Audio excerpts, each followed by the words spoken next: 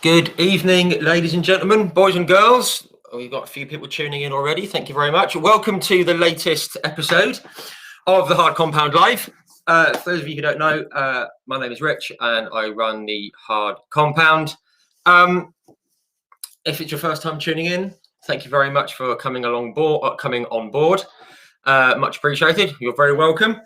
Give us a follow on facebook.com/the Hard Compound. And on Instagram and on Twitter, both at The Hard Compound. We're also on YouTube, The Hard Compound. That's 3 words. Give us a search. All of our interviews are on Twitter, Facebook, and YouTube. If you're on Facebook, they're all in the video section. Basically, we are a motorsports news, media, promotions kind of one-stop shop. And as you can gather, we also do live interviews. So who have we spoken to in the past? Quite a few people. This is number 22, 23, something like that. If you like the sound of any of these, then do go and check them out once we're finished here tonight. We've spoken with Rob Gravitt, former BTCC champion, with his son, Bradley, who is in the Mini Challenge this year in support of the BTCC in the JCW class. Also spoken to Ryan Falconbridge and Alex Neville from the Cooper class and the JCW class respectively. We've also spoken to Michael Crease, Jade Edwards, Brad Philpott, Ollie Jackson twice, which was nice. Spoken to Matt Neal. We've spoken to Rick Parfitt very recently, the new kid on the block, as it were, and Chris Smiley. We've also spoken to champions like Matt Neal, John Cleland, Steve Soper. We've also spoken with Tom Coronel, which was excellent. We've had a nice chat with Louise Goodman, which was very good to get the media take on things. Very, very interesting. We've also spoken with the likes of Derek Warwick, the XF1 driver and 24 Hours of Le Mans winner, double Indy 500 winner, Ari Lyondike. We've also spoken with Shane Byrne from the Two Wheeled World and Bjorn Esman. And just last week, we spoke with Mark and Emily Linscott. So we got a bit of a past and present feel with that one. We've also spoken with Dick Bennett, the boss of West Surrey Racing, and the particular feather in the cap was Mario Andretti, which is back in February. Absolutely amazing people we've spoken to. So if you want to go and check those out, the videos are all there for your viewing pleasure. But tonight is all about the BTCC and the TOCA package and a few other bits and pieces as well. Guest tonight is one of the very best drivers on the British Touring Car Championship Series, in our opinion, and yours as well, I'm sure. Race winner, looks set for a really good season this year with a really good team, really good teammate, and a really good bunch of people around him. So, without any further ado, we're going to bring in Mr. Jake Hill. Hello, everyone. There we are. Jake, good evening. How are you? I'm good, thank you. How are you? I'm all right. I'm all right. Yeah, I've got my big mug of coffee in my Jake Hill mug. Like, so there you go. Look at that. Yeah, very good. Which was unfortunately dropped, and it's a bit broken, but it's fine. It works. Still holds the liquid content, which is the most important bit. It does exactly what it needs to do. Yeah. Yeah. So yeah. Firstly, thank you very much for coming on, sparing your Thursday evening to come and have a chat. Always very much appreciated. Yeah, no problem at all. Thank you for having me. That's all right. It's something different to do in the evening, I suppose, isn't it? Yeah, exactly. No, it's good. Yeah. Smashing. Got some questions coming in already. Hello everyone. We can see the comments and all that lot. Come and say hello, drop a comment, tell us where you're viewing from, all that kind of stuff. It's all about getting people involved, and we'll get to as many questions as we can as we work through. But first, Jake, it's been a bit of a weird year. Certainly since since Mark Blundell Motorsport started, really. It's been a bit odd with COVID and all the other bits and pieces and the restrictions and all that kind of thing. How has it affected you know, off track and away from the BTCC? Oh yeah, it's odd for everyone, isn't it? It doesn't matter what industry you're in. It's you know, it's been hard, these COVID times, and you know, it looks like we're set to possibly have a sight of the end of that, you know, COVID-ness, I guess. So, yeah, we're really looking forward to welcoming fans back, first of all. That's going to be fantastic to the BTCC. You know, I really missed them last year.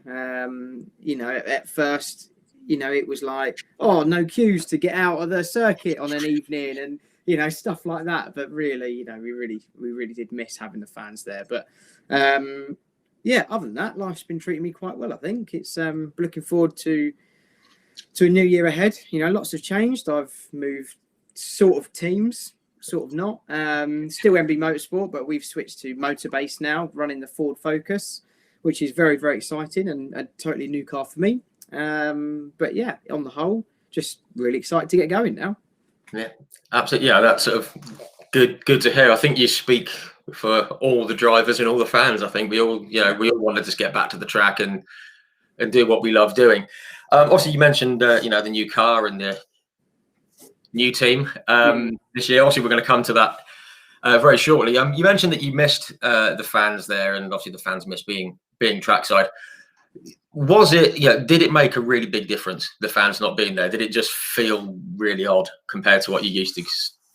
Yeah, it was just a massive hole in the heart, I guess, for everyone racing. It just felt like, you know, we were doing almost just a glorified test day sort of thing. You know, yes, we were racing and the racing was still just as intense as ever. And I'm sure the people at home love watching it on TV.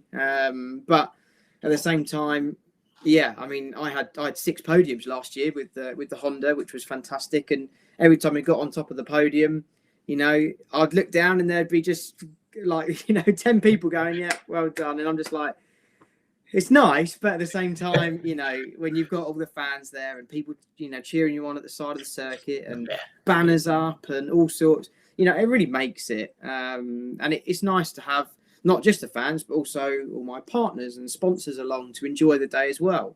So, yeah, not having any of that was a massive hole in the heart. Yeah, I'm sure. I mean, I must admit, obviously, it wasn't the situation that we all wanted, but we're on the TV coverage, and you could just hear, you know, like the like podium announcements, and it was like, now and now climbing on to third place is like Jake Hill and so, and here's your winner, Colin Turkington. Yeah, and it was just silence. like who's the announcement for?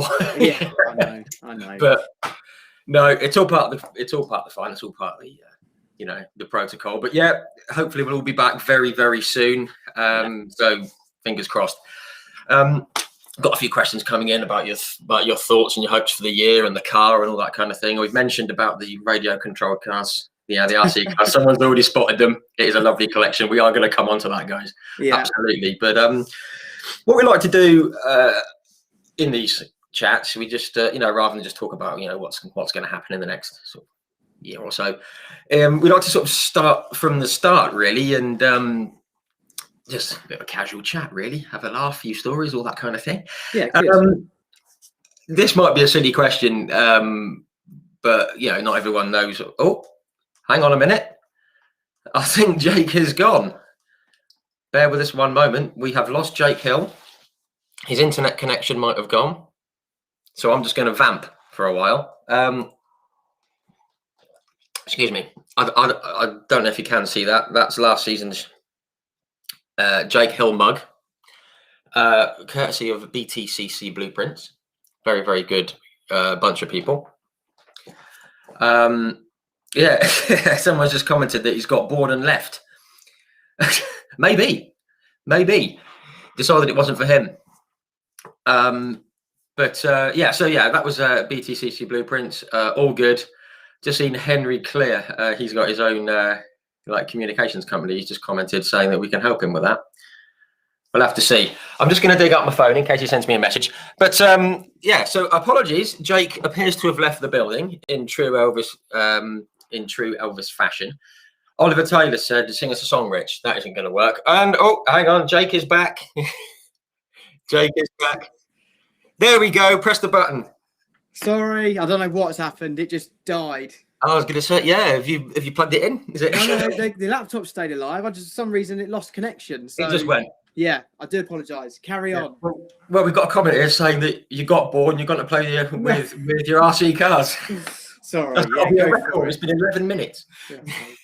Yeah, sorry. Carry on. No, no worries, no worries. What we got here? Yeah, it's because I'm painting a picture of Matt Neal. I've cursed the chat. Yeah, we don't need Matt Neal. We'll come on to Matt Neal later on, Bolton Park. Anyway,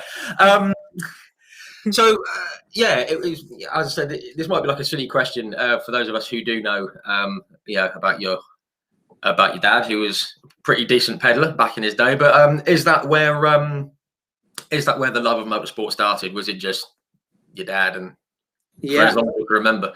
Yeah, pretty much. I mean, I think I first went to Brands Hatch when I was 12 days old. Dad was racing a Formula Can't Ford. believe they waited that long. Yeah, so Dad was racing a Formula. I think it was a Formula Ford or Formula First. Dad will probably shout at me for saying the wrong thing, but that obviously I don't remember it, but that was my first experience. I'd say the first thing I remembered actually is when Dad was racing Renault Spiders.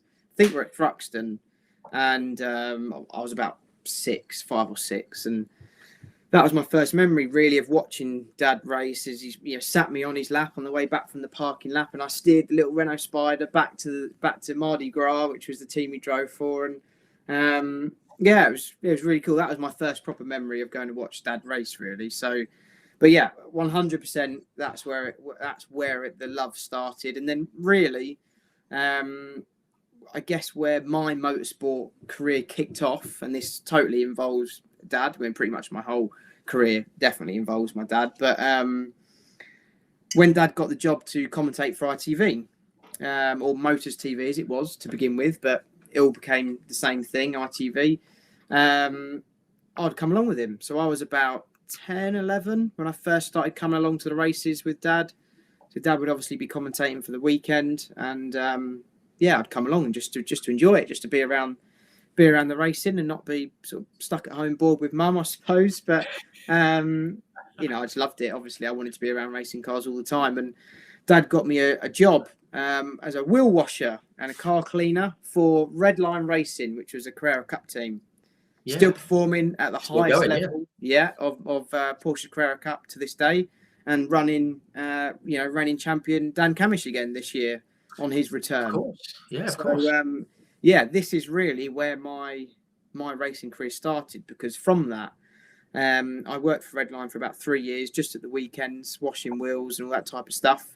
And I got to know a few of the gentleman drivers that were driving for the team, and the one that stands out the most, I suppose, are Nigel Rice, who races for Redline in the Cayman Cup, and also Pete Osborne, who is now, I guess, my team manager type. He now sort of owns Motorbase, really. So yeah, and that's that's Sam's father, isn't it? Sam's father, yeah, Sam Osborne's father. So me and Sam were friends because Sam would also, help look after his dad's car. We were very similar age. We're only a year apart. And so me and Sam became good friends at the circuit. I'd stay with the Osbornes, and yeah, it was a really nice time. But my point is, from that, they were also my sort of first sponsors, especially Nigel Rice. He was my first sort of real sponsor in go-karts, right? Which was brilliant. And he just helped chip in a little bit and started racing, and then from there we managed to keep some of those sponsors and do the Ginetta Junior Winter Series in 2008. And really, I got a podium in my first weekend of doing that, and it all sort of escalated from there, really.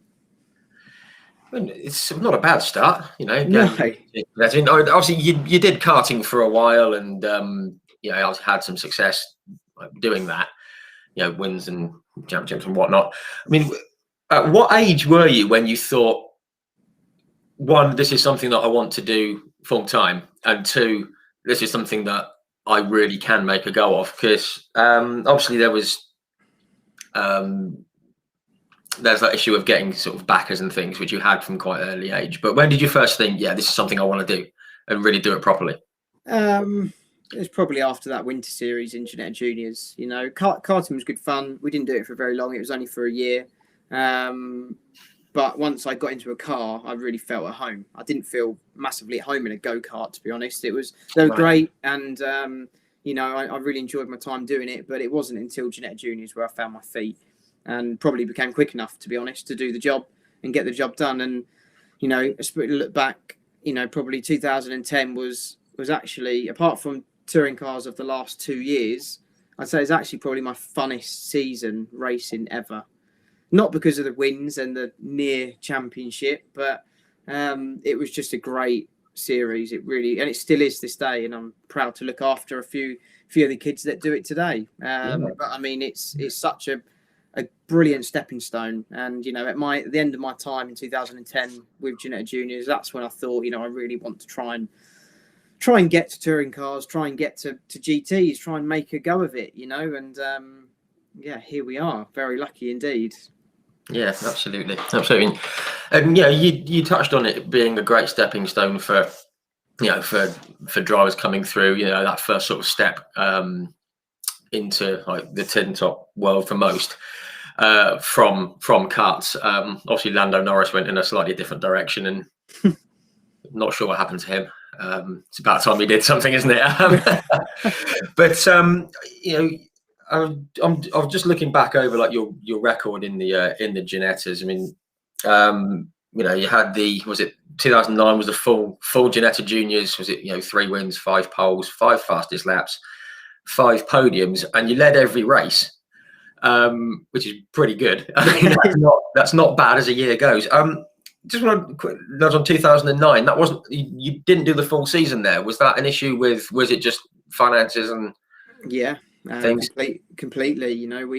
We really were on a shoestring, and Mike Flounders at Tollbar, racing. Not only did he give us a fantastic car, it was definitely one of the best teams to be with, but also, he understood the financial situation, I guess, I was in and my family was in, and we just weren't able to do it all. And we had so many great helpers back then that just helped by just even just putting 500 quid in here or there, and it ultimately that's what kept it all moving and got us to where we are today. But I mean, it was those people early on that really made the difference, because if it had all stopped then, that would have been it. Nothing would have happened. But it did stop for a while. You're right. It stopped for 4 rounds. So I won my first race at Croft, and I didn't race again for the rest of that year until the last weekend at Brands GP of the season. And I think Dad will have to tell me this one, but I'm pretty sure he made almost a sponsorship bet with someone. So basically, I can't remember who the sponsor was. I can't exactly remember, but I think he made a bet which was, if Jake doesn't win both races, we'll give you your money back. And I did. No pressure. I managed to win both the races. Pole, both wins, both fastest laps. So it really was a perfect weekend, and I think that really set the storm for 2010, really. And again, we went on to have a full season that year, which was brilliant. Brand new car, which was the G40, and we had so much success that year. It was brilliant. Yeah, no, it certainly sounds like it was a heck of a year. Again, guys, I've just seen the comments coming in. Guys, we've got like Tool Maniac TV. You've asking your questions. Don't worry, I've logged those. James Davis, Gary Jones. We'll come to your questions soon, guys. I'm just seeing that we've got Darren from RI Helmets in. Hello, Darren. Oh, cool. Hey, Darren. Hello. Thank you for joining us. Thank you, everyone, for joining us. A very quick look here, and we've got Sam from Pitch BTCC. Yes, good people, BTCC, Pitch BTCC. We like them. Just want to go back very quickly before we jump forward a bit. Was it Tom Ingram? You obviously you've had a few duels and battles and whatnot with him. Was it back in 2010, 2011? You were racing against him, or? Yeah. It was 10 and 11 mainly. Well, 10, 11, 12. But I only did half the year in 12, so in G55s. But yeah, 10, 11, 12 really. A little bit in 09 as well. He wasn't quite as quick as me in 2009, so I didn't really race against him too much. Got to get that in. In 2010, yeah, it was me and him really. Tom obviously won the championship that year. Picked me right at the end, but it was a great duel. I always like to think it was sort of me, him, Jodie Fanning, who's still a really good friend, and Louise Richardson. Really, we were sort of the four guys and girl, going for it. It really was, and we were always at the front, us four, and it was great. But there was many times when actually it was just me and Tom. I remember Croft. Me and Tom were a hell of a lot faster than everyone else, and we were gone. We finished both races. I think I won both races. I'd like to get that in there, but obviously he was breathing down my neck the whole way in both races. So there was a few times when it was just me and Tom, and we had some really good fights. And to be honest, I think even he'd agree. Even to this day, that set the tone for our sort of relationship for the rest of our career. And we both learned how to read each other quite well. There's been times where me and him have raced together, obviously, especially now, we're both sort of at the front in BTCC. There's been a few times we've raced against each other and we both sort of know, annoyingly, what the other one's going to do. Like knowing each other too well. Yeah, because you've been there before so many times, So, racing Tom is always good fun. I hope he'd say the same with me. But, it's we're just healthy rivals, I think, is probably the best way to describe our relationship, probably.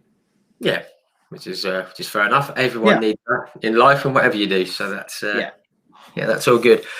Obviously, 2010, 11, 12, you moved, I think it was 2011, you moved to the GT50, the Genesi GT50 and into the Super Cup. Again, notes here, it said, you got 4 class wins, 7 podiums in 27 races. That's pretty good for a step up. Around when you're having those kind of seasons where, things like when you've gone up a class and you've done well, and you've gone up another class and you've done well, was it then that you thought, BTCC, I think I can definitely do this if I can get something put together or if something comes my way? Did you start getting that belief and that confidence that you could get to what they call the UK's Premier Race Series? Yeah, I think so. Like I said, to be honest, really, it was the end of 2010 when we had that such strong year that I felt I knew my belief in myself and was happy. So it was really just a case of, how do we get there? But to be honest, the struggle was definitely far from over.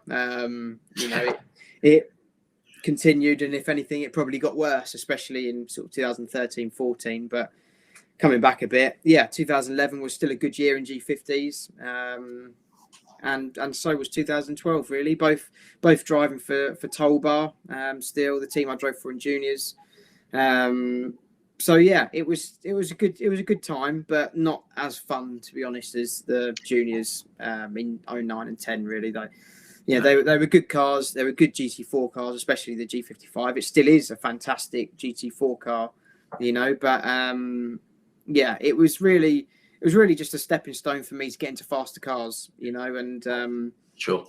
Just get used to driving quicker stuff and racing quicker stuff and just taking the next natural step, really. I enjoyed my time in both of them, but they were definitely probably not the funnest championships that I've raced in over my time. No, sure. Obviously, just sort of moving through the years of your career and sort of just approaching the start of the time in the BTCC. Now, obviously, again, there's still people that don't perhaps realise this, that it costs a lot of money to get into the BTCC either from your own pocket or from your backers or anything else like that. Just before we go any further, I want to say a quick word about the guys down at Race Truck.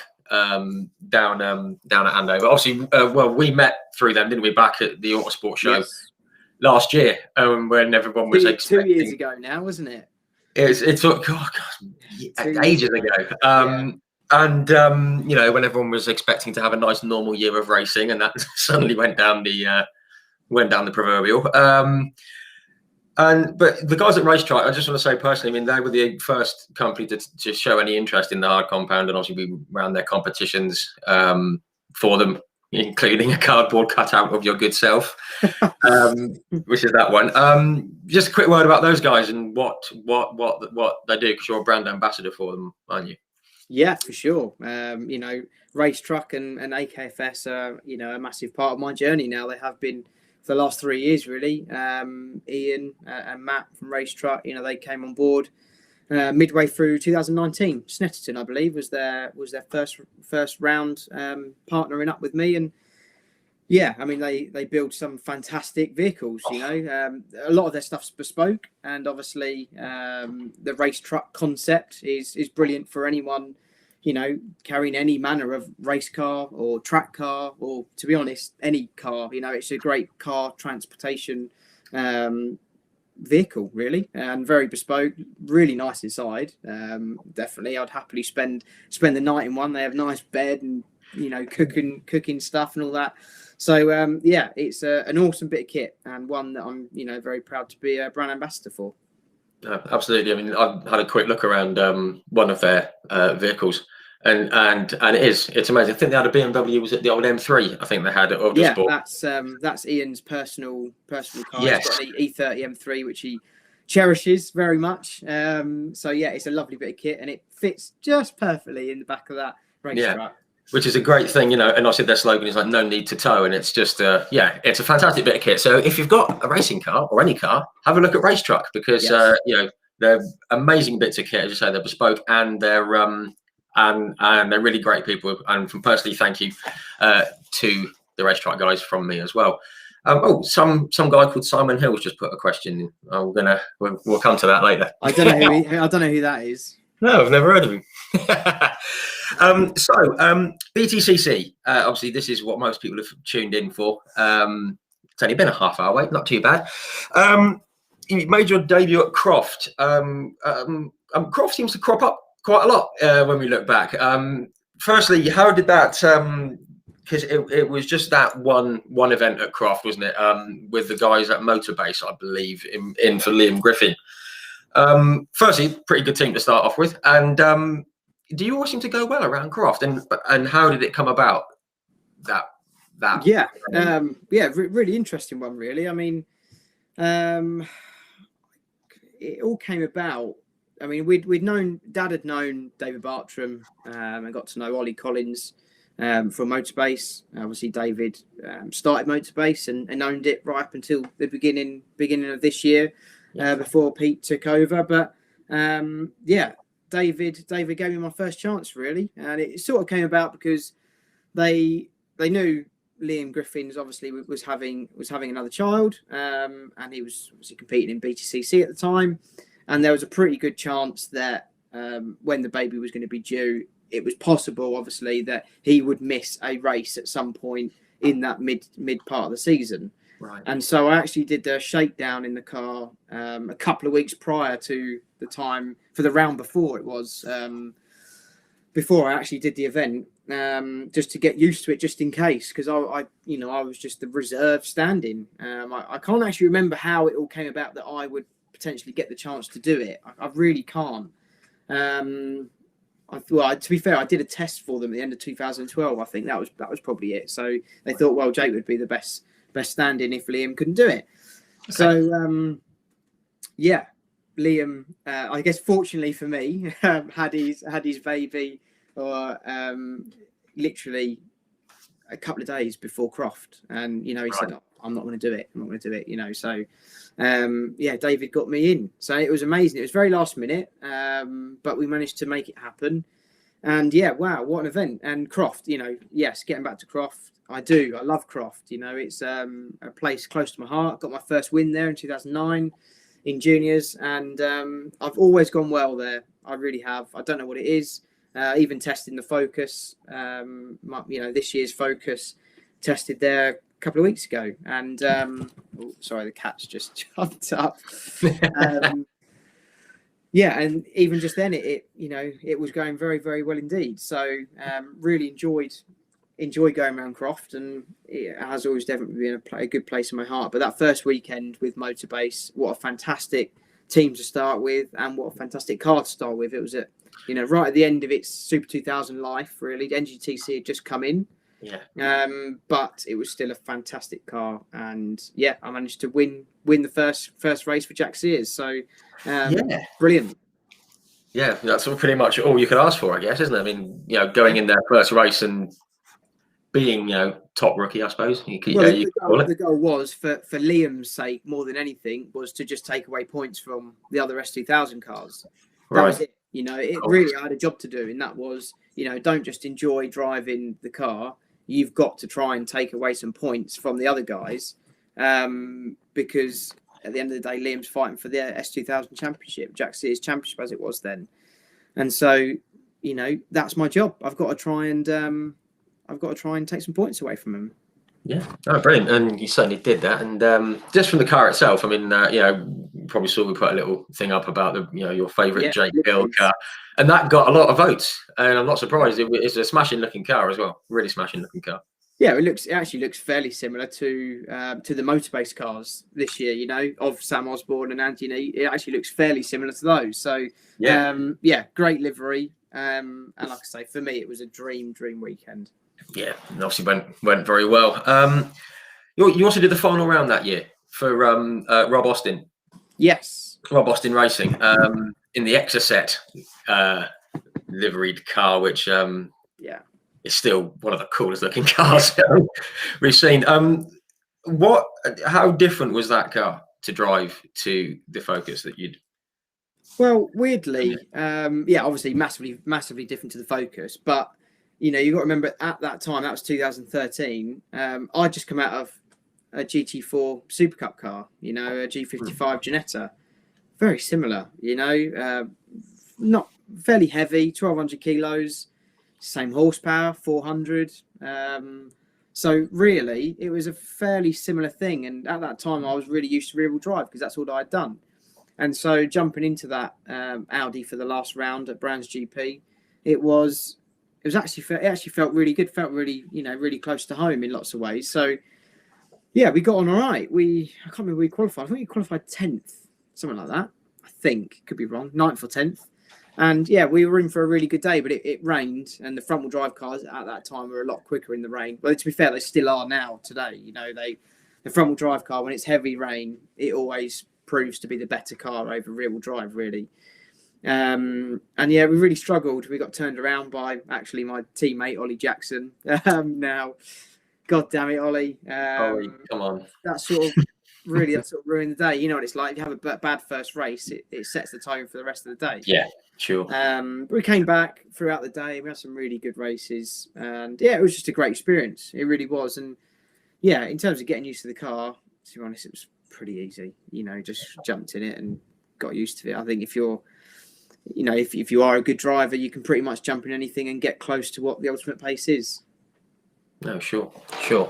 Obviously, that was 2013. 2014, from my knowledge, there wasn't a lot going on. 2014 was it a bit of a quiet year, and then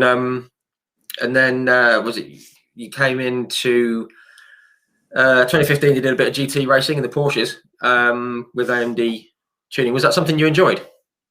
The GT side. Yes and no. I love the concept of trying something different, and I really did enjoy the British GT package, as it were, in terms of the cars you race against, having to do pit stops. That was really new for me. Yeah. Pit stops, fueling, new tyres during a race, all that type of stuff, and obviously sharing the car. Now, this is the bit I struggled most with, because the Porsche was actually an alright car. It really was. And Graham, my teammate, he was a really good bloke, but he did, there's no hiding the fact he did struggle at times. So that was a bit I struggled with the most, was just the fact of sharing the car, because I was so used to just doing sprint races, and I was very protective over the car. It was like, I felt like it was my car, and, I'll just do the best job I could in it. But you always have to forget you're sharing with someone, and it's just as much down to them as it is to you to get the job done.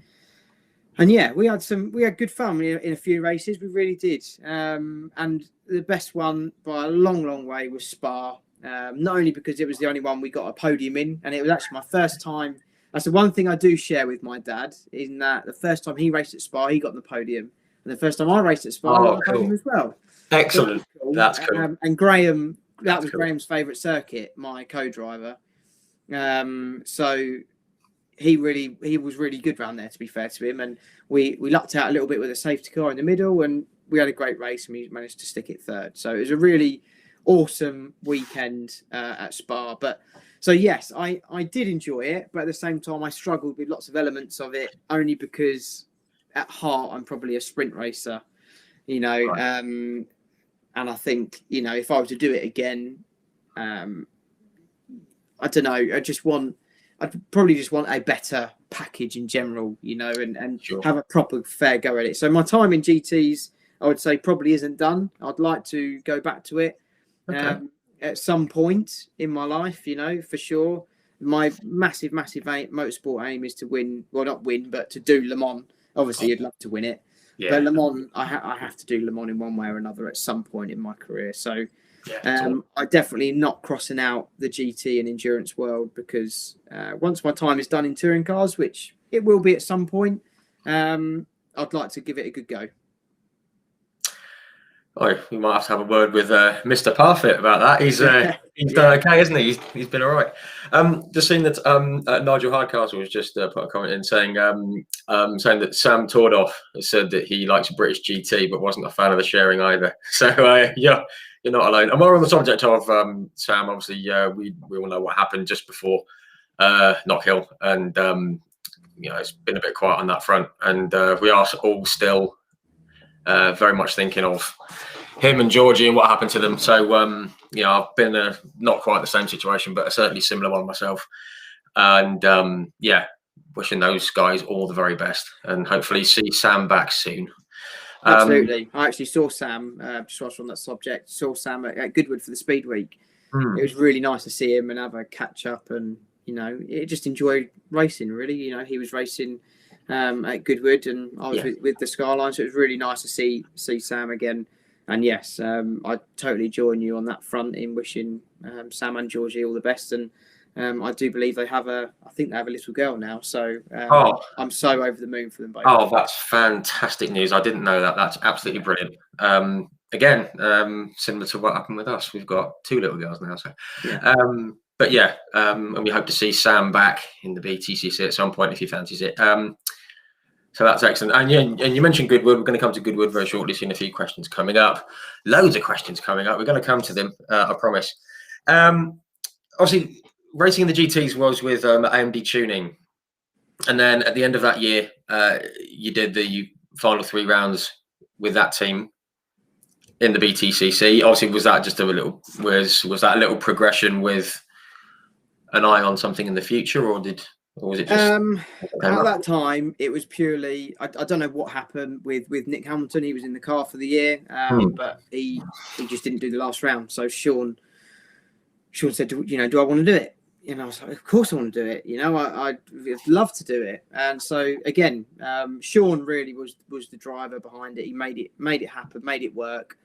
And yeah, we were all right, but I sort of not spun, but went around the outside of someone onto the loose stuff, and I actually nailed Tom Ingram, who had been taken out earlier on in that corner, and so that was the end of my race. That was race 3, I think, of the day. We'd had a good couple of races, but it was an eye opener, because at that point that was my first time back in the series when it was full NGTC cars.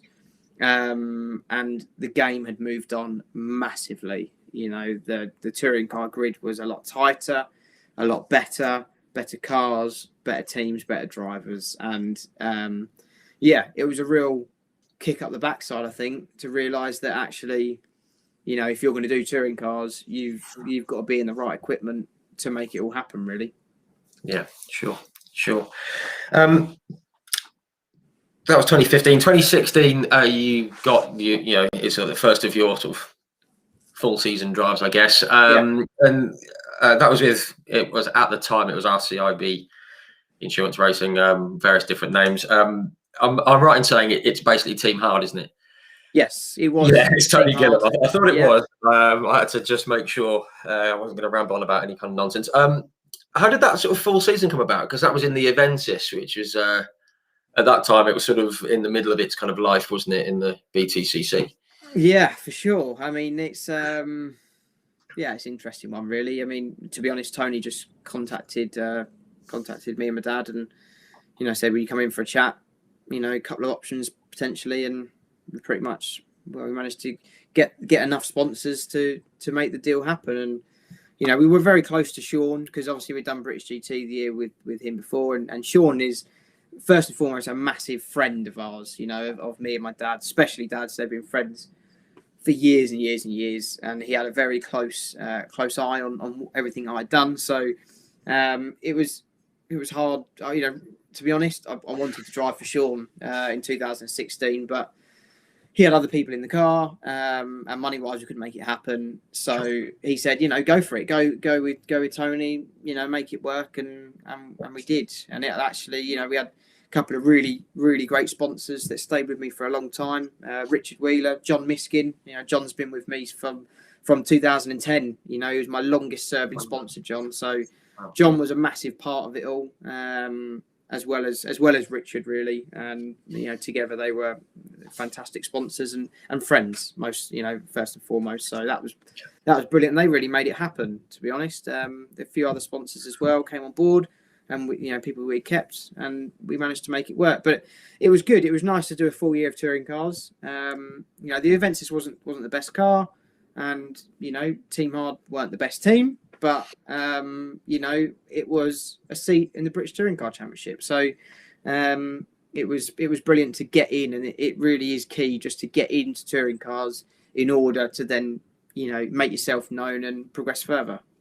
Yeah, I think that's sort of that's a very good point to make, and I think we need to say something about Tony Gillum here, because obviously he was a racer previously. He was also a cage fighter, wasn't he? Nutter.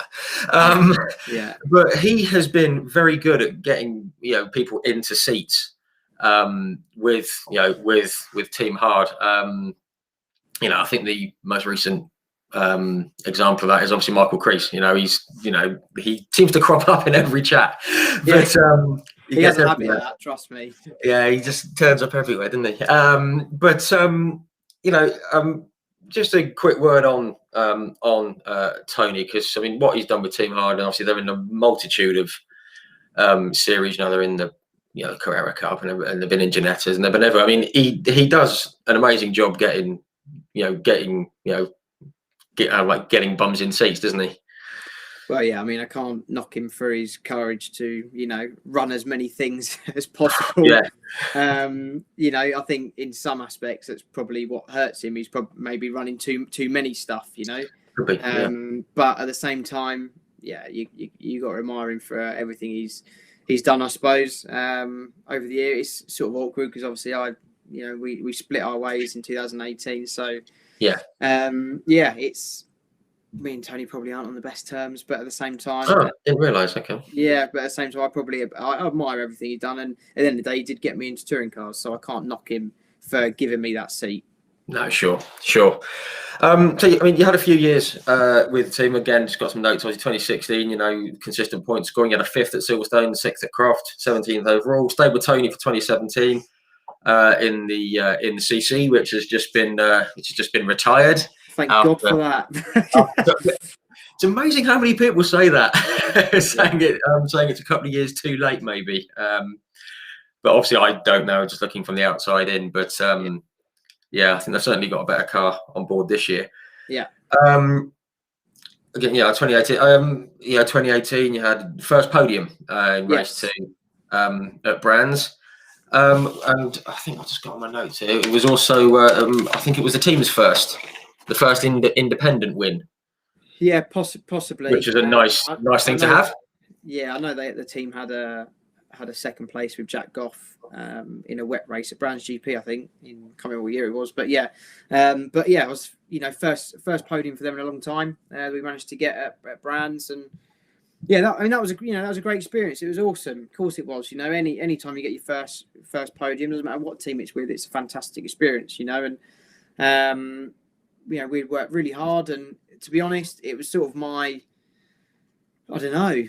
knowledge of brands in those greasy conditions. I've done, I worked at the race school for years, and at that time I was still working at the race school during the week at brands. So I knew a lot about when it's rained and it starts to dry up, where it dries up, how it dries up, the little patches that occur.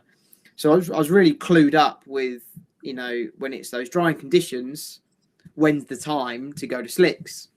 And I think that's where I won over everyone else, and that's what gave us it. They were all, the team was saying, it's up to you. And I was just like, just go for it. We were mid pack anyway, or, latter mid pack.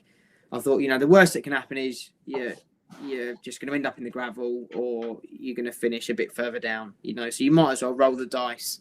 And you can make those decisions. A lot of decisions have happened, race podium positions have happened when people are starting at the back, because they can afford to make those decisions. Yeah. When you're starting on the front row and you're the first one to go to slicks, maybe it's not so much of a good idea, Yeah, you've got a lot more to lose, haven't you? You have. That's my point. So, it was a case of just why not? And, I knew that the track was going to dry if it didn't rain anymore. And didn't it just? And it all came your way, which is excellent. Yeah. No, brilliant. And obviously that's a huge shot in the arm, isn't it? Just getting on the podium, however it comes, it's a huge boost. Yeah. Just fast forward on. This is where I sort of start to think that things really sort of started to go like that for you. 2019. Tried Price Cars Racing, and a certain Mark Blundell, who we all know has had an absolutely ridiculous career. I mean, an incredible career in F1, sharing a podium with some Brazilian guy and some German guy who people have heard of, and sports cars and IndyCar and everything. How did that switch come about, and how did if you can say, how did Mark get involved with Trade Price Cars Racing?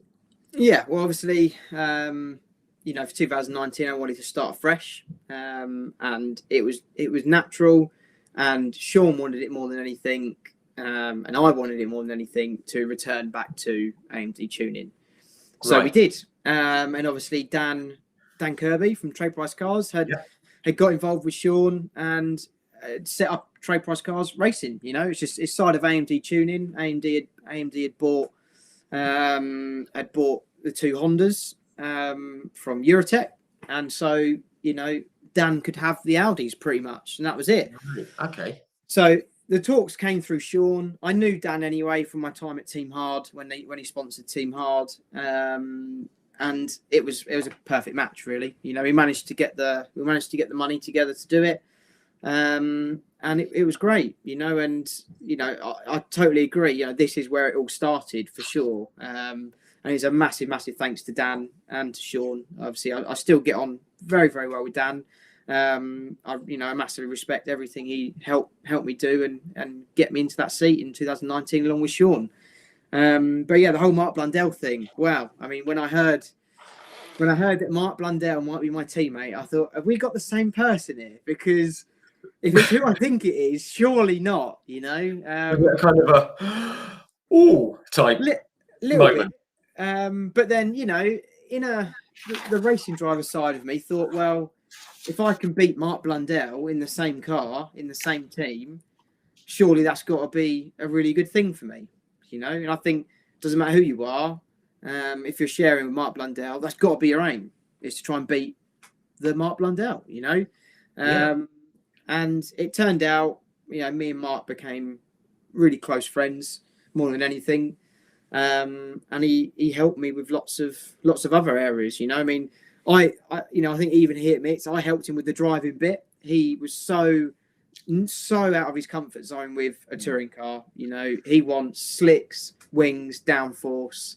Because I'm not going to say never, but he hadn't often driven a front-wheel drive car. Was that also an issue? Or because I think so. Yeah. I mean, I honestly, I just don't know heard much. through various things online that might be the case. I don't know. Sorry, Yeah, Mark. I don't know much about his front wheel drive experience beforehand, but I can tell you one thing: it's definitely not a lot. You know, that is Sure. true. You know, he Sure. hadn't done a lot, but it was more the fact of curb use and, you know, just being aggressive with it, and I think that was something that he'd never learned. You know, Yeah. really, in everything he had raced, he'd never had to do that.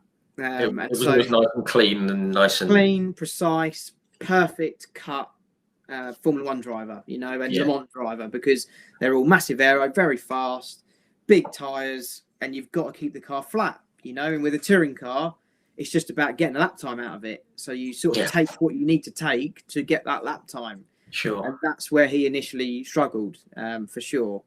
So I was helping him with the driving bit. Mark was helping me with how to be a better person out of the car, Right. with the team, with sponsors, partners, you name it. Mark definitely cleaned me up, you know, out of the car. And Right. obviously I tried to return the favour with helping him in the car. So yeah, we formed this really, really great friendship, you know, and I absolutely, you know, love Mark. He's been brilliant to me ever since, and yeah, he's obviously, I'm proud to drive for him now. And last year with MB Motorsport, with his team, effectively with Motorbase now, and it's fantastic to have a second year with him, and obviously now with Motorbase. Yeah, absolutely. And you know, just on that, you know, not going to touch on this for too long. I mean, it felt ridiculous that Mark was getting a bit of stick from BTCC fans saying, "Oh, he's at the back, he shouldn't be." And I just felt like, this is Mark Blundell, for goodness sake. I mean, no one can have anything negative to say about Mark Blundell with what he's done in his career. Absolutely amazing driver. You know, he's put J on an F1 podium when it wasn't competitive. You know, it was something he wanted to tick off the list. You know, it was something he wanted to tick off the list. Obviously, HP were massively involved with him as the prime partner. And well, you know, how cool is it to have, you know, Hewlett Packard involved in the British Touring Car Championship? Absolutely. That's amazing, you know, as a headline sponsor for Mark and for Trade Price Cars, and so, you know, it was something he wanted to tick off the list, really, and he did do just that. And, you know, trust me when I say that Audi was not a easy car to drive. You know, we really, really had to work hard to extract the best of it. And it, you know, to be honest, it only had its day every now and then. You know, it had its day at Knock Hill. It had its day at, where else was it good? Donington, it was really quick. You know, it was a few places where the car was really good, and other times it was really hard work. Yeah. And for, you know, it was not so bad for me, who understood touring cars, but for Mark, who didn't understand touring cars at the time or how to drive them, big ask. Big ask. And so I think, to be honest, for him to finish where he did, you know, in some times, was still actually a really good result. Yeah, absolutely. And just having the BTCC was an incredible thing. It was amazing. Yeah, absolutely incredible. I remember turning to one of my mates thinking, have you seen this? You know, this is amazing. The only thing that wasn't good about it is I got massively overshadowed at the driver signing, like big time. There's a stack like that left. Yeah, I'm just like, cool. No one wants Jake Hill signatures, that's for sure. You know, but no, it's great. I love my time with Mark. It's good. Yeah, just very quickly, I've just seen you said about John Miskin. He's actually put a comment on. He's tuning in, and he says, "Hi Jake, thanks for the kind words. You deserve to succeed with your raw pace and approach to the championship. Head still firmly fitting on your shoulders." So good old John.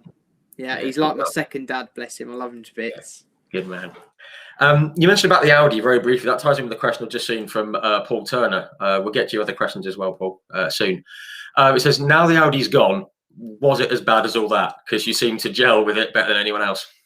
Yeah, interesting. I know, because obviously, you know, Bobby T and James Gornell jumped in it the year after. Two very good drivers. And obviously they had all of our setup.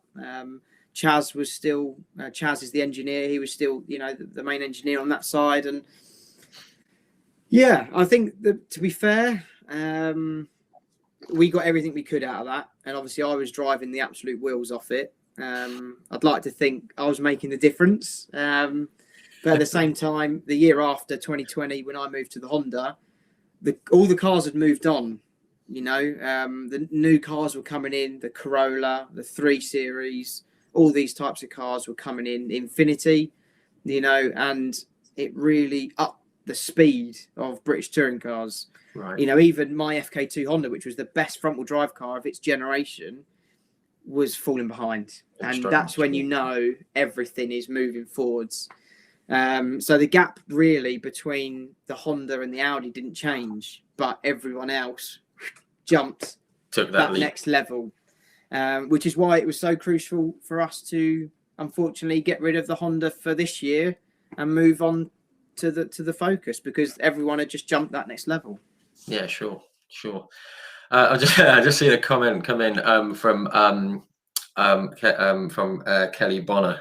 She actually won the cardboard cutout of you. Oh, cool! And she just said that cardboard Jake is loving this. So there's a cardboard version of you watching you at the moment, Jake. That's a bit of a weird thought, but I'm glad you're enjoying it. It's a good one, yeah. Yeah. I must admit, the cardboard cutout of you was standing over there for about 6 weeks, and we had it. It was a bit weird. Every time I came in, I was like, just very quickly before we move on to MV Motorsport and the new car for this year, got to talk about a couple of incidents in 2019. One good, one not so good. I think you know where I'm going with this. Alton Park. I became friends with a really tall person.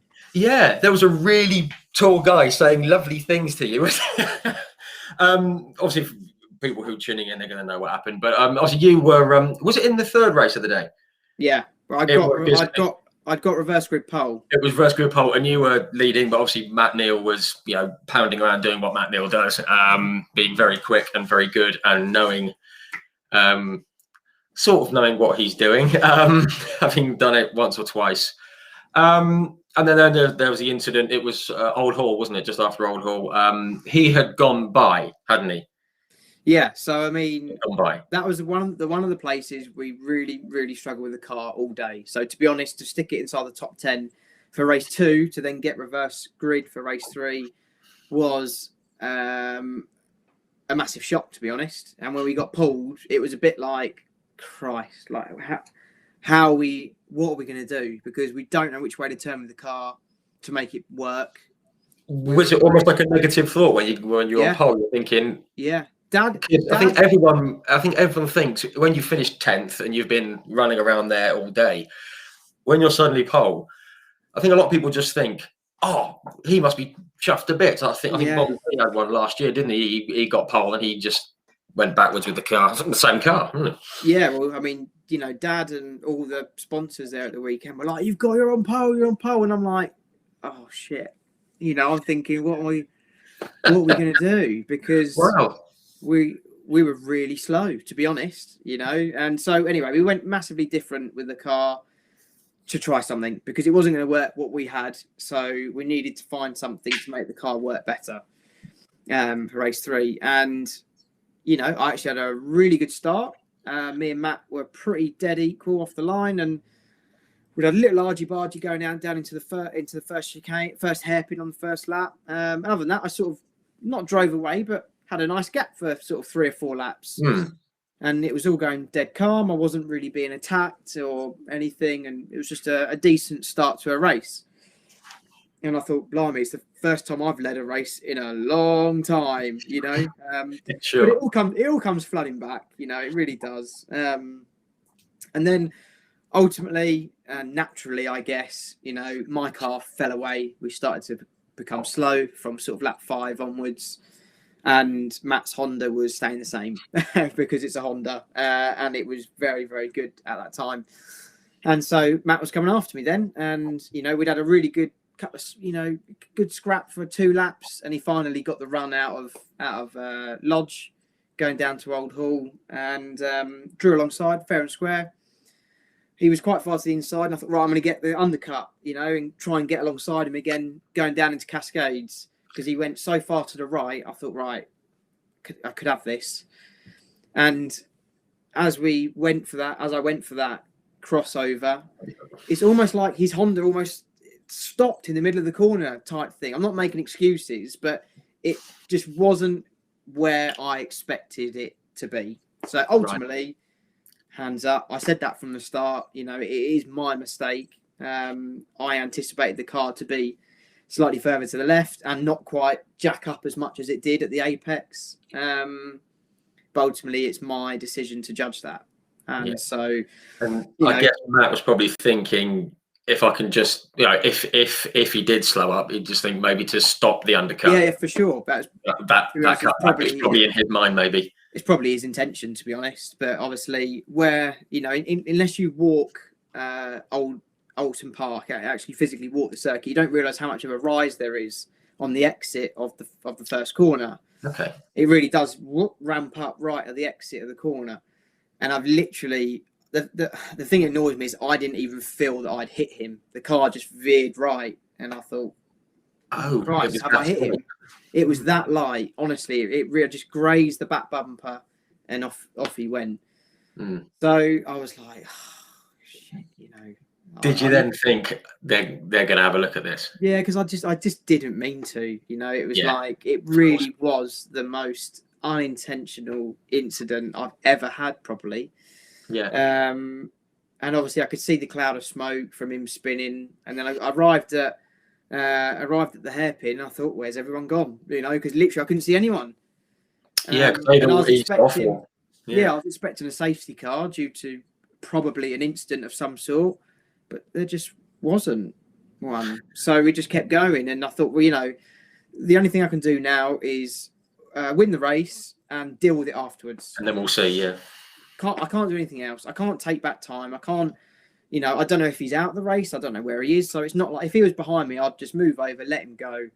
Ta-ra, go and win the race. I'm sorry, type thing. But I couldn't even see him. So, sure. You know, it was like, right, let's just win the race. And we did, you know, we won the race, and it was an amazing feeling, but it wasn't wholesome because I knew it was going to, you know, kick off. I knew I probably wasn't going to keep it. Yeah. So although it was fantastic, it didn't feel right, to be honest. No, it was a bit of a hole in the heart. I felt gutted for Matt because I just didn't mean to. No, sure. But then what transpired afterwards? Yeah, he came and said hello, didn't he? Threw a few words at me. That bit I wasn't impressed with, and you know, he still hasn't said sorry for it. So to be honest, I don't really forgive him for that bit at all. Right. I get why he's. Of course, I get why he's angry. Especially in the heat of the moment as well. Yeah, of course. You know, we've all been there. You know, I've done similar things, but never to that extent. You know, and so I just thought, why did you do that? Yeah. There's just no need to do it. You know, you by all means come and have a chat with me and express how you feel.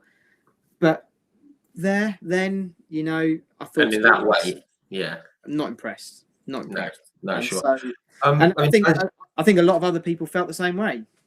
Yeah, I mean, I was just going to say something, and then I've seen that James Davis has put a question, has just put a comment in, and Sean Hollenby, hello, Sean. Evening. I was going to say, I don't think there was anyone watching that who thought, Jake's done him there. No way, not one person would have thought that. So, and James Davis has just said, to blame yourself is being a bit harsh, in my opinion, as you're both belting down towards Cascades at over 100 miles an hour, split second to react, a racing incident all day long. Sean Hollenby said the same thing. I said the same thing. Mm-hmm. So it happens, you know. It's one of those things. And obviously, I spoke with Matt Neal on live on here. I think it was back in November. And it didn't come up. And he gets a lot of grief now. I know you said you don't forgive him for it. And he gets a lot of stick for being how he is. But having spoken to him, I mean, he is a lovely bloke off track. He's a really nice guy, very helpful. But what he did that day, I must admit, it didn't sit right with me. So. No, I mean, I've spoken to Matt since. And to be honest, we get on fine, you know. Yeah. But I just don't forgive him for what he'd done after the race because he still hasn't apologised for it. I apologise for my bit because I felt like I was in the wrong. You know, I know a lot of people think it was a racing incident, and yes, it is very 50-50 in some, you know, viewers' eyes. But I held my hands up to that bit. The least he could have done is said, "I'm sorry, I acted that way," and you know, but he still hasn't. So that's why I don't forgive him for that bit at the moment. You're a bit, but moving on to happier things in 2019. Let's do that now. Me and a few mates. It was actually we were actually up at Knock Hill. Now I live nowhere near Knock Hill.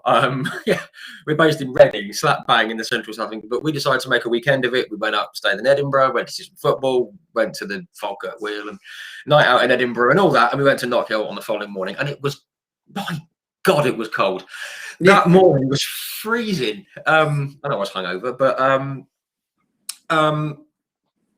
obviously it's a fantastic circuit. It's and it's a great event to have the BTCC up in Scotland. And obviously we touched on what happened with Sam Tordoff and everything the week leading up to it. So there was a bit of a awkward kind of feeling in the air. I think even the fans could feel it. But you ran really well at Knock Hill. I think you finished 10th twice. I think you were in the top 10 twice in races 1 and 2. Nigel Hardcastle just said the day was warm for Knock Hill. The afternoon was warm, Nigel. The morning was not at all. It's the only time I've ever been at a BTCC round and gone to look for a pair of gloves in the stalls. But I didn't. But you ran really well, and the car seemed to be going really well all day. And then you got reverse grid pole, and it went quite well. Race 3, didn't it? Yeah, I mean, in lots of ways, it's very similar to Alton Park, obviously because of the situation we get reverse grid pole, but a lot of relevance in the sense that for the first 2 races, the car was definitely decent, but we just couldn't cling on to those next 9 cars. Just couldn't do it. I was just that little bit away. It was me and Adam Morgan. Me and Adam were just fighting all day. I love Adam. Me and him race so well together. We always have. But all day it was just me and him fighting for 10th, basically. That was all it was. And we obviously got drawn for pole for the 3rd race. And again, it was the decision, right? Well, we aren't going to win the race unless we try something. Right. And so we really sat down with who's now my engineer, Craig, but who was Rory's engineer and Sam Tordoff's engineer on the Honda, and said, the Hondas are mighty round here. What do we need to do to try and get a bit more of an edge? And so he gave us a setup idea to try. And we did it, and the car was amazing. All race. All race. The car, smiling now. the car was it was the best it was all year, and it had to be the best for that one race, and it was, and the car was flying. We managed to keep Josh at the same distance all race, despite my best efforts to throw it all away on the last lap. Right, 2 things I remember from that race. Right, one, I was. We'd been down at Duffus for the morning, and then in the afternoon, we made our way to the hairpin. We were just outside the hairpin on the bank seat in there, and there was a screen. We were watching the screen, and when you just dipped into the gravel, everyone just went. It was like you could hear the whole lot. It was like I think all the oxygen got sucked out of Fife for a few seconds. You just kept your boot in it, didn't you? Full throttle, didn't lift, and she came. My God, I mean, if it had all ended in tears, I would never, ever, ever forgive myself. Crikey! Oh, hang on. He's gone again. Goodness me! So it's all this talk of wins and stuff. It's all very exciting. I've just seen a few comments, guys. He's back again. Just seen a few comments calling me a southern softie because it was cold at Knock Hill. Yes, guilty as charged. Hang on, we're back again. There we go.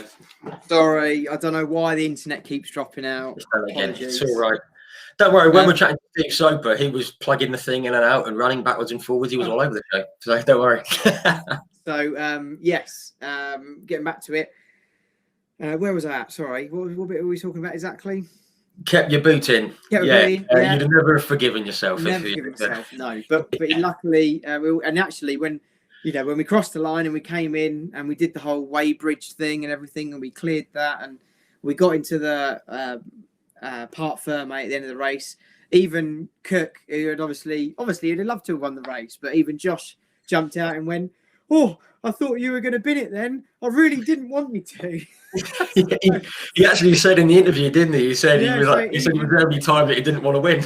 yeah, he said Josh was. He said and me and Josh have had our ups and downs, but I do call him a good friend in the touring car world, and he was actually really happy for me, which was lovely. It was lovely, to be honest. It was really nice. So it was a perfect. And funny enough, this is another thing. Knock Hill was the only circuit I hadn't won at in all of the races on the touring car package. Knock Hill was the only one I hadn't won at in my whole career of racing on the touring car package. So to finally tick that off the list was awesome. It was just perfect. And the sun had come out as well, and it was it was lovely. I mean, the other two things I remember was afterwards the photo of your dad, the celebration. That was awesome. It was just over the moon for you, which was brilliant. Well, yeah, it was an amazing feeling, and also my granddad lives in Scotland, and so for granddad to be there to witness that as well was pretty special, to say the least. But I mean, really, it all goes down to actually my engineer at the time, Stuart. Because he went for it. He went for the setup change. And we'd all clubbed together, and he went for it, and he gave me the best car I could have for that race. So it really was a massive thanks to Stuart and the whole of TPC for that weekend, really. Yeah, no, fantastic. And just from the fans' point of view, actually, that was the weekend I decided I was going to set the hard compound up. I thought, because I've been into my racing for years, so that was when it started. It's a little fantastic. part of that. And but the thing I remember was obviously Rory Butcher had won the first race, in his own, almost literally in his back garden. And obviously all the locals, not us Southern fairies, the Southern softies. All the locals were cheering for Rory, but I remember that the cheer when you won was as loud as it was for Rory, it just shows how sort of what a popular win yours was. Which was brilliant. No, it was really special. You know what? I've actually always had fantastic Scottish fans. I don't know why, because obviously I'm not Scottish, but I do love Scotland, and I do love Knock Hill. I really do, and the fans up there are absolutely mega. So I love everything about being at Knock Hill. Also, me and Rory are fantastic friends. We became so close in 2019, so I was mega happy for him. For race 1, and obviously he was for me in race 3, which was nice. But the fans in Scotland were fantastic, and having them all round when I stood on that podium and won my first race, it was brilliant. So a massive thank you to the Scottish fans, because they made it so special for me. And I remember going through that hairpin on my cool down lap, and absolutely everyone was on their feet clapping. So for me, to all the Scottish fans, if anyone's watching, thank you, because you made it absolutely awesome for me. No, lovely stuff. Just very quickly, coming on to MB Motorsport. Obviously, they took over the FK2s last year, and obviously you moved on to the Focus this year. Obviously, like smaller car, the hot hatch, I suppose. Last year was pretty decent. It was just a bit of a slow start, wasn't it, with mechanical things going on? Yeah, we suffered with engines big time. Do you know what? To this day, all I know is it was for some reason it was a heat issue on my car, apparently. But yeah, we really suffered with engines. Swindon didn't really know which way to turn with it. Neither did we, and so ultimately the car was probably a little bit slower because of it. We had to play it safe, and therefore the engine probably wasn't at its maximum all year. I expect. We really did struggle with engines, but nevertheless, the team in Swindon found a solution to carry us on from Alton Park onwards, and we went on to prove that. Yeah, we are a good package, and the team's a great package, and I think I've matured a lot as a driver as well. I know it myself, and we had a really great rest of the season. To be honest, we had 6 podiums, Again, Croft was my highlight. Always back to Croft, but two podiums. I had 2 great races with Josh Cook there, and credit to him, he won both races there as well. We were both on the podium together, so it was it was a really good rest of the year, apart from those first sort of 2 or 3 rounds. Yeah, I mean, I think everyone saw in the second half of the season, what a good package, the whole team and the car and all the guys in the garage and the drivers. Everyone could see what it could have been earlier on. It was really, really strong, really strong into the season. Just seeing that Maury McGuigan says she's your biggest Scottish fan, Jake. So there you go. Bless her. Thank you very much. Cheers, Maury. Yeah. Just seeing one popped up, which actually just leads us on to where we are now. Dale Greenlees, how does the Focus compare to the FK2? Obviously, new car, proven race winner. Looking positive going into 2020.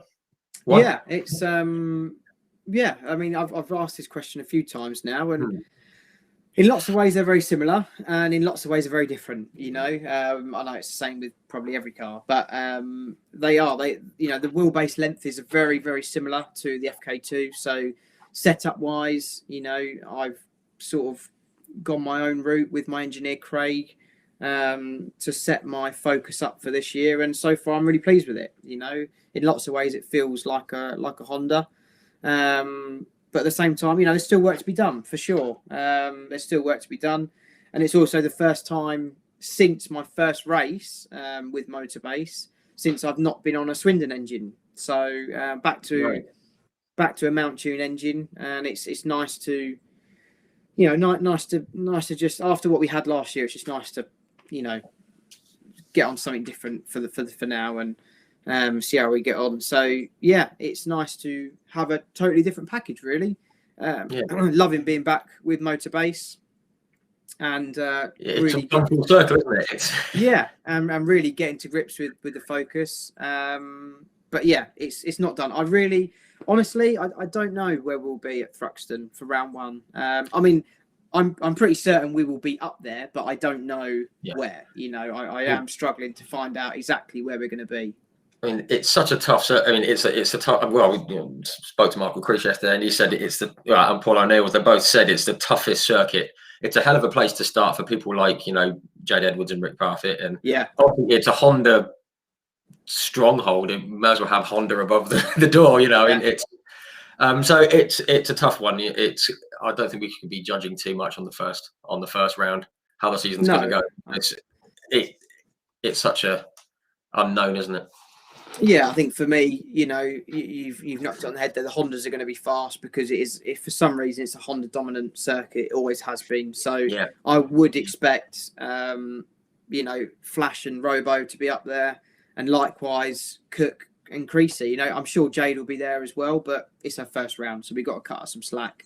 Absolutely, and let her get to grips with it. But I'm confident she'll do really well this year, and it's great to have her on the grid. Absolutely. But yeah, it's going to be interesting with regards to myself. I really don't know where we're going to be, but we've set our target of if we can finish in the top 5 over the weekend, try and stay in that top 5 all weekend. That would be awesome, because that'd be a good start to my championship campaign, really. So that's what I'm aiming for. Whether we'll get it or not, we'll find out in just over a week. Yeah, absolutely. Looking forward to that. Mark Wagstaff from BTCC Blueprints, we mentioned with my mug. I'm going to plug them again because they're good people. Very good people. They do some great products.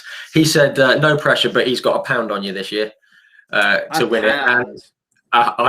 And from Mark, I don't know Mark that well. I'm not sure if that's a big bet or a small one. I'm not sure, but I'm sure he'll tell us in the comments soon. But and I've been saying, you've probably seen through the hard content, I've been saying for various posts and things that personally you're my little dark horse. The little dark horse. I mean, everyone's saying about Ash and Colin and Flash and everyone, but I think I've been saying it all through the off season. As soon as you announced that you guys were getting the Focus and you're on board with Motorbase, I thought it was you were the first name that popped into my head, and I thought, I think you could have a really strong season.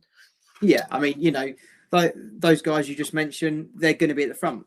They are the best in the game, no question.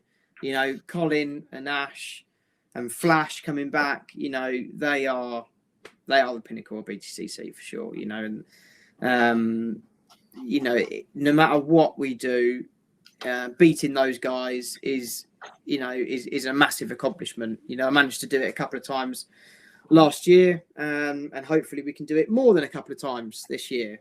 But nevertheless, I hope that I get to fight against them more in a nice, clean way, and we all spend the year having some great races together, and ultimately we all go into the last race probably fighting for a championship, which I imagine is not off the cards for sure. So you know, that's definitely my aim, is to at least fight for the driver's title. You know, I feel like I can do it, and hopefully we've got the package somewhere close enough to be able to bring that fight. But it is a bit of an unknown, and so really, until we're through round one, right? To be honest, until we're through the first couple of rounds, we're not going to know, you know, exactly where we are until those are done. No, sure. We'll see where we are after 2 or 3 rounds. We'll see where we are. Yeah. Mark Reichstaff has just said it's a huge bet, £1. So okay, well, that's good. Well, thank you very much. Yeah, that was trust. Yeah. Sean Hollenby's asked if you're in Anne Frank's house. Tucked away in the attic. Goodness me, I'm not sure whether to. We'll skip on from that. Just a quick one. Some people have mentioned about the classic racing. Just one moment. Paul Ablett. Cheers for tuning in again, mate. He said, "How was that Calsonic Skyline around Goodwood? Firstly, because that did look a lot of fun." And I've just seen a question come in. I think it was from Spencer Deering. Spencer Deering, yeah. How much historic racing are you doing this year? And you obviously enjoy it. Yeah. So getting onto the Skyline. First of all, I'm a massive Skyline fan. So how it all came about really was actually in 2018 at the Silverstone Classic. I heard that Rick Wood was building a Group A Calsonic Skyline, and my ears literally were like, "Oh, I've got to go and see it," you know. So I actually I nicked the team scooter, and I went over to the other paddock at Silverstone. And funnily enough, my number one mechanic when I did Genetic Juniors, Mark Thompson, was one of the top mechanics on the Skyline and helped build it. So he was my introduction to Rick. And yeah, I expressed how much I loved the car and how much interest to Rick, you know, I'd shown in the 32 that he'd built.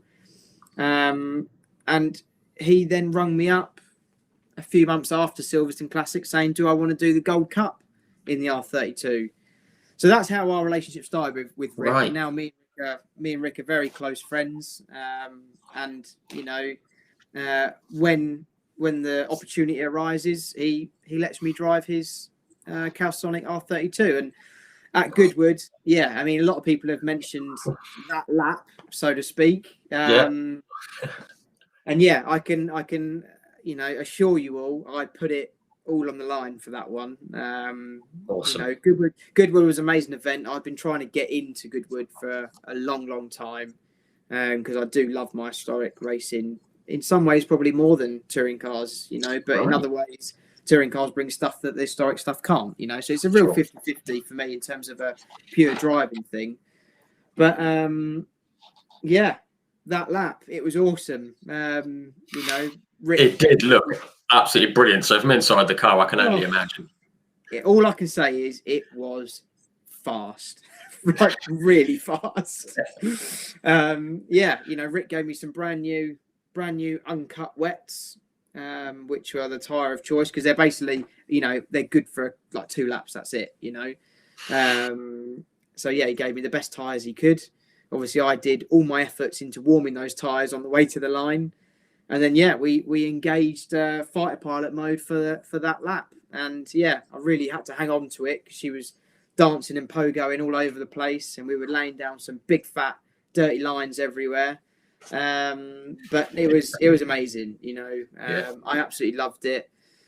And I hope that, you know, I sort of showed my true colours to everyone, really, because you know, I love historics, I love the Skyline stuff, and I love working with Rick. And so for all those to come together and be at Goodwood and win and take the saloon car outright lap record, Wow. just an incredible event and moment for me. So it's probably arguably one of my best laps I've ever driven, probably. Yeah, I mean, not surprised. It Yeah. did look awesome. Just in quick yes or no question that came in earlier. Do you think you could get that lap out of any other car, Audi or Honda or whatever it might be? I mean, definitely no other touring car. No, because the Skyline's four-wheel drive, you know, everything matched up.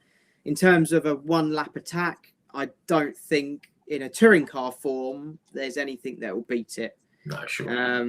You know, some of the mad hill climb cars that were of the 90s and early 2000s, they would probably have a good go at beating it for sure. And obviously the stuff like Nick Padmore with the I can't remember what it was now. Was it an Arrows? I can't remember. I think it might have been. Was it the old Derek Warwick one? Was it the? Possibly, I can't remember what one it was. The footwork or the Arrows, one of the two. Yeah, the footwork car. He went on to clinch the outright lap record by some way.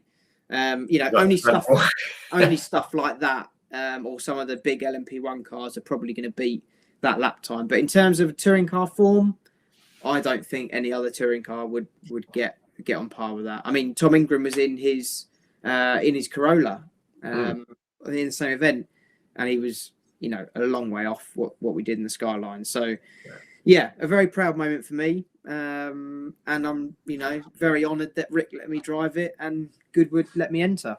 Yeah, no, it was certainly excellent to watch as well. We're going to get to your dad's little comment that you put in here quite a while ago now. Sorry, Simon. He says, tell us about testing for Mercedes at Portimao and racing against Tom Christensen, Gordon Shedden and Dario Franchitti at Goodwood. I think he's a bit proud. Yeah, Daddy's very, very proud. But what? He should be. Yeah, I guess so. Obviously, as his child, I always find it embarrassing, but I do. You know, I love Dad, and I know how much all this means to him. But yeah, Portimao test, that was quite cool. So at the end of when was it? End of 2010, I think it was. Pretty sure it was end of juniors. I became a British Rising Star, BRDC Rising Star, yes. Which was awesome. So yeah, they basically got in contact, BRDC, and said there's an opportunity to go out to Portimao and have a Silver Arrows test with a factory Mercedes SLS GT3 car. Oh, and basically along the lines was there's three of you going out. There's a contract on the table. Whichever one of you is fastest gets the contract. Oh, basically. Okay. So that was along those lines, and so we went out. Our good friend and sponsor Tim Gray paid for our flights and hotel, and he came with us. So it was just me, Dad, and Tim. Went out to Portugal. Never driven a GT car. Never driven around Portimao, obviously. Never driven aboard. You know, it's the first time I'd ever raced or driven a car aboard. Oh, right. And we went out, went to the circuit the day before, met the team. They're all, you know, very German but lovely people, very professional. And we also met Bernd Schneider. He was obviously the test driver. And he was there doing some tyre testing with Hankook, some of the GT tyre testing. Right. So got to meet him. I said how much I loved playing with his Tamiya model when I was a kid. We're going to come to those, yeah.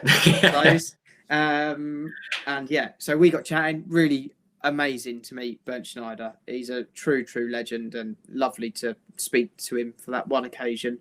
But yeah, that was the deal. So Mercedes gave me and I'm not joke, a big old booklet that thick of what all the buttons do in the car, and I had to know everything.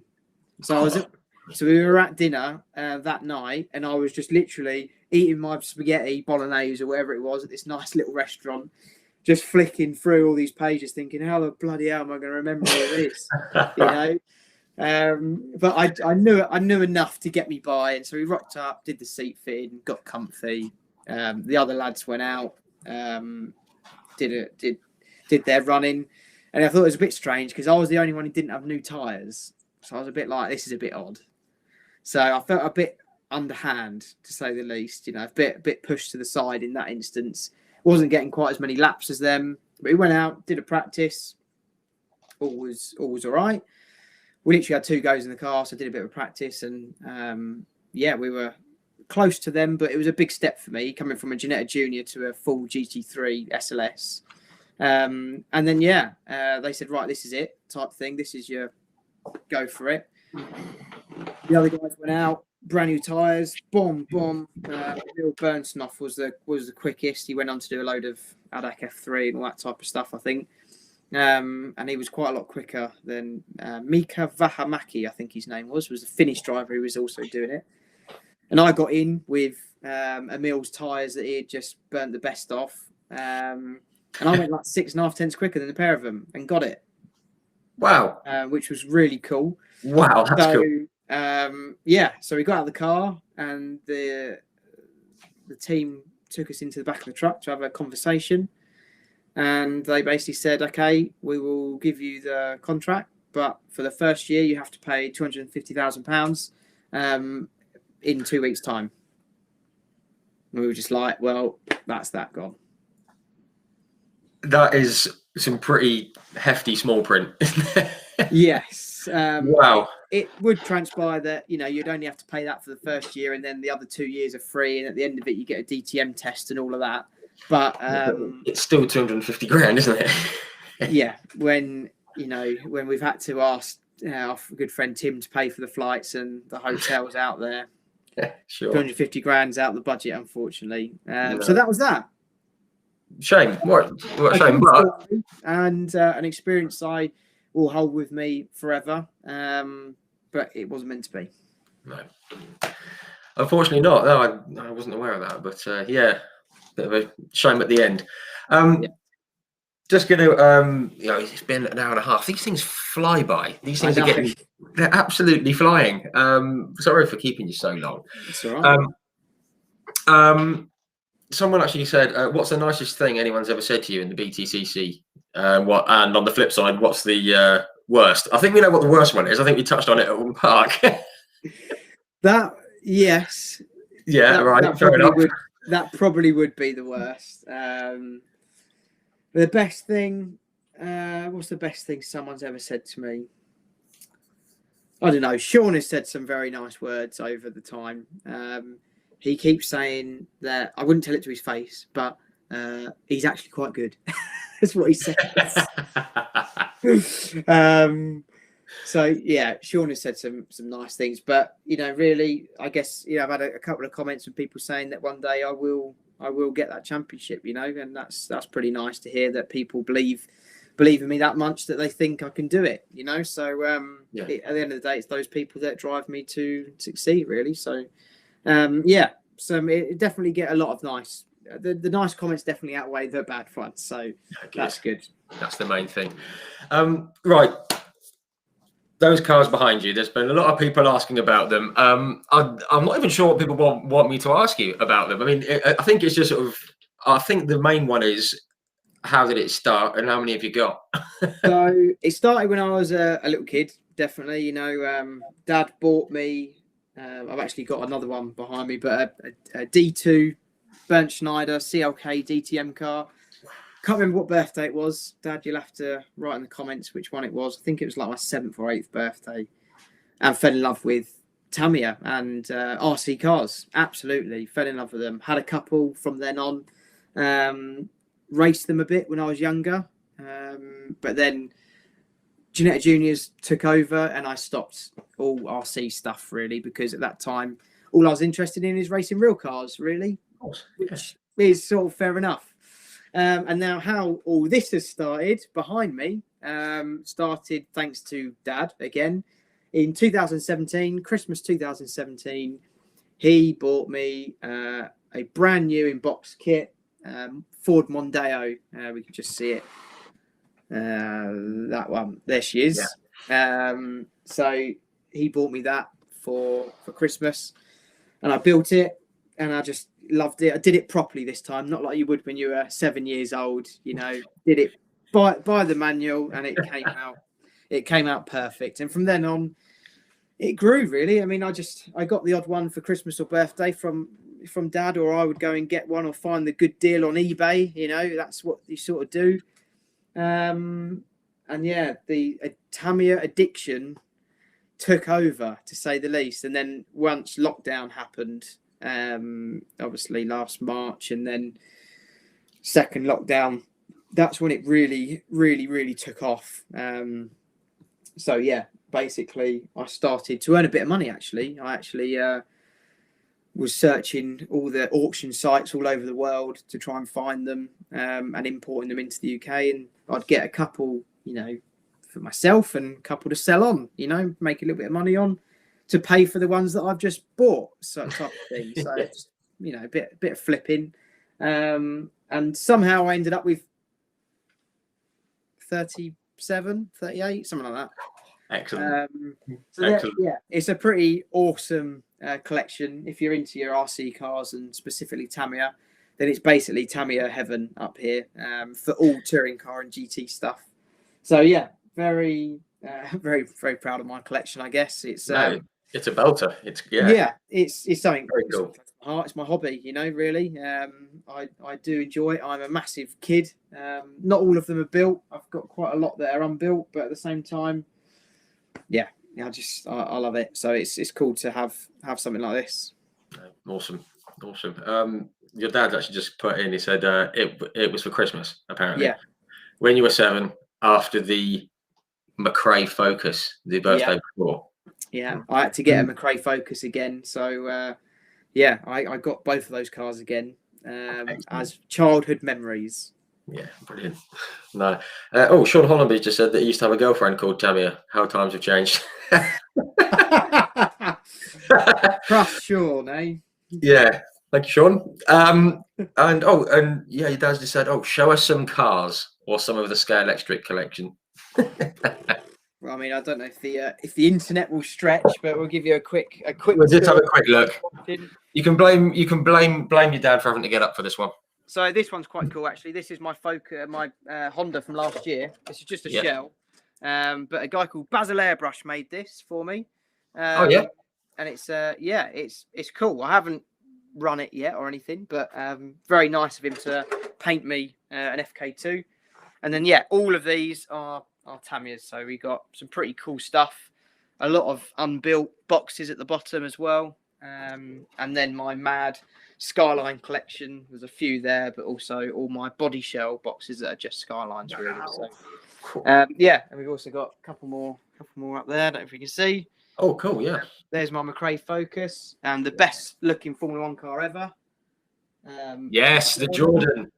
And then a couple of really cool Tamiya buggies as well. So that blue one is the Vanquish, isn't it? It's not. It's the Avanti. Oh, the Avanti. That's it. Yeah. Sorry, yeah.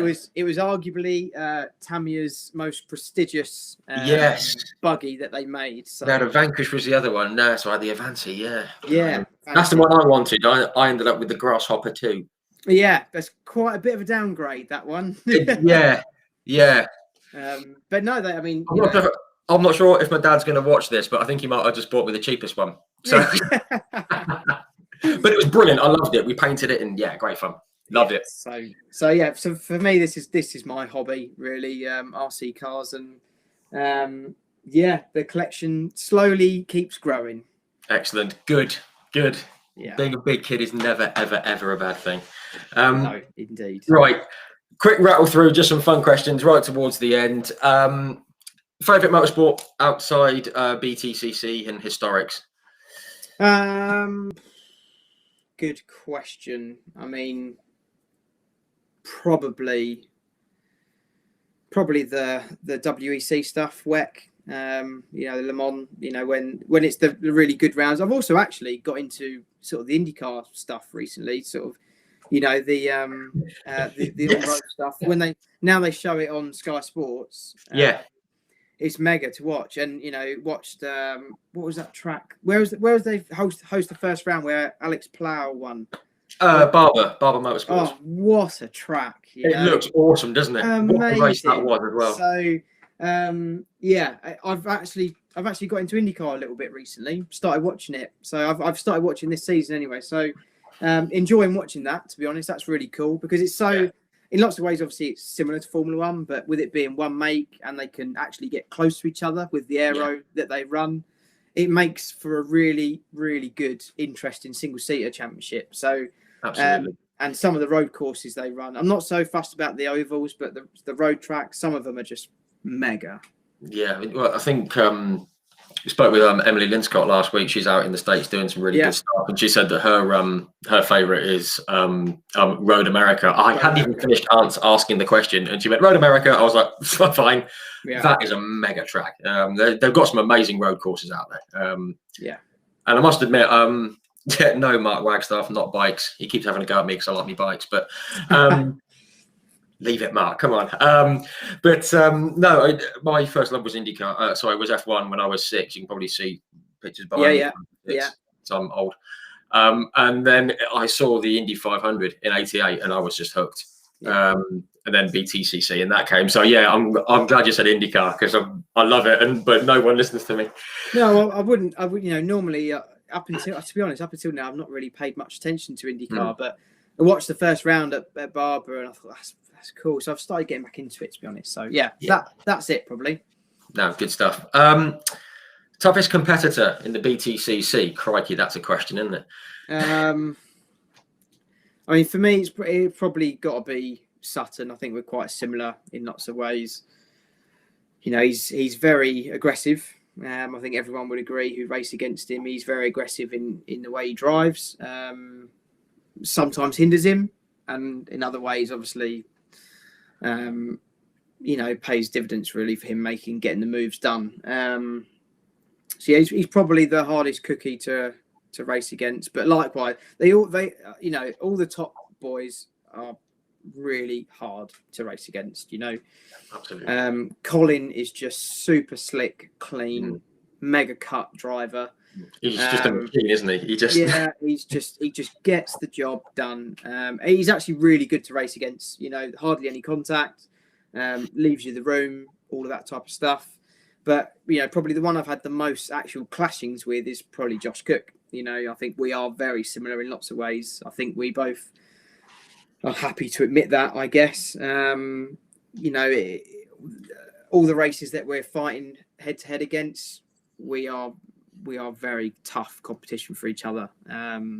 So yeah, it's a tough one, but I'd say on the surface of it all, probably Ash is the toughest one to race against, I'd say.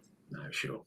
Yeah, I think from outside the ropes looking in, I think a lot of people look at Ash and think, how the heck do you beat him sometimes? Because he's just aggressive and in a good way, and heck of a drive, especially at the end of last season. Absolutely mega.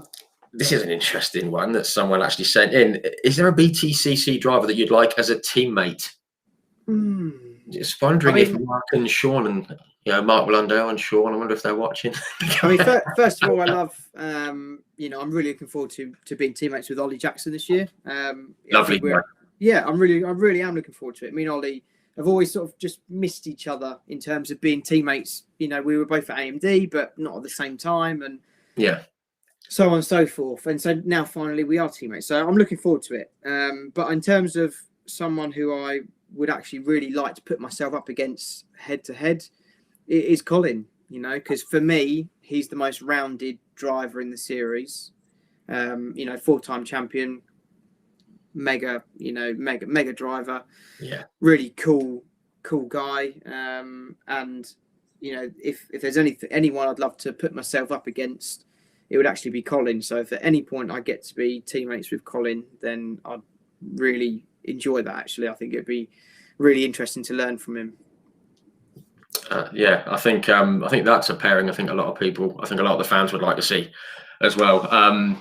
We actually spoke with Dick Bennett on here back in February, Yeah, and he actually said that some of the drivers that he really rates on the grid for different reasons, and he actually said, apart from his own drivers, he actually said Ash. He said, I think he said what was the phrase he used? I think it was creasy if you polish him up. And you. So they were the three that he actually, and you actually made it into his little list of people that he rates on the grid. So you never know. Yeah, well, I mean, it would, if at any point, it would be a privilege to drive for Dick. He's, everyone would agree. Doesn't matter who you're driving for, you would agree that WSR are one of the best teams, and have been one of the best teams of British touring car history of recent times by a long, long way.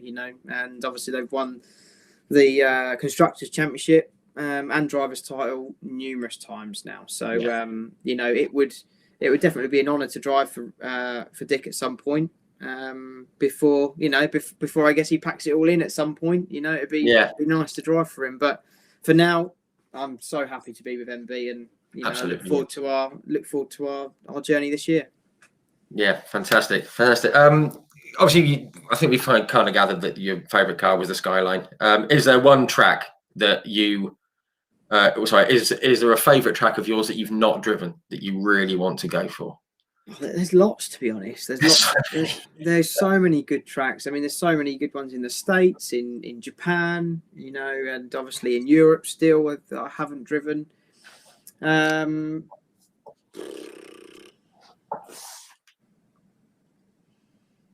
don't know if there's. I mean, the one that stands out to me, it has to be Le Mans. That's the one track I want to do, and I was gutted because they cancelled Le Mans Classic this year, and there was a possibility that I was going to be racing a Panos LMP1 car at Le Mans Classic, which would have ticked every single box for me. Wow.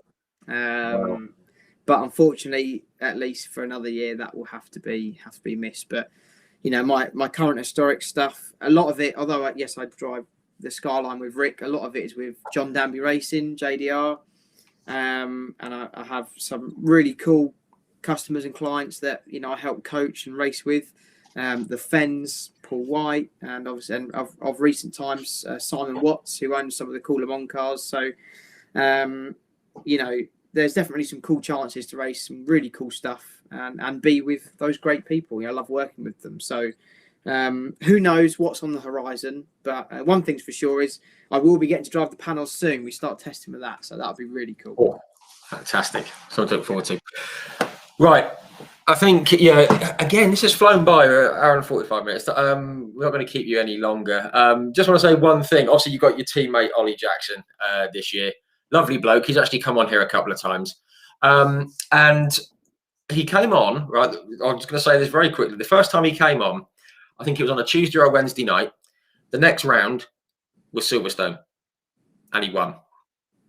So I sent him a message afterwards. Congratulations. And I just jokingly said, "Oh, we'll have to get you back on as a race winner." And he went, "Yeah, fine." So we did that back in October time, I think it was, whenever it was. He came on the Monday or Tuesday night. And won at Snet the next race. And then won at Snet. So you're going to win at Thruxton, Jake. It's good. You reckon? Let's make it happen. It's got to be. It's nothing to do with the team or the car. It's just coming on for a chat.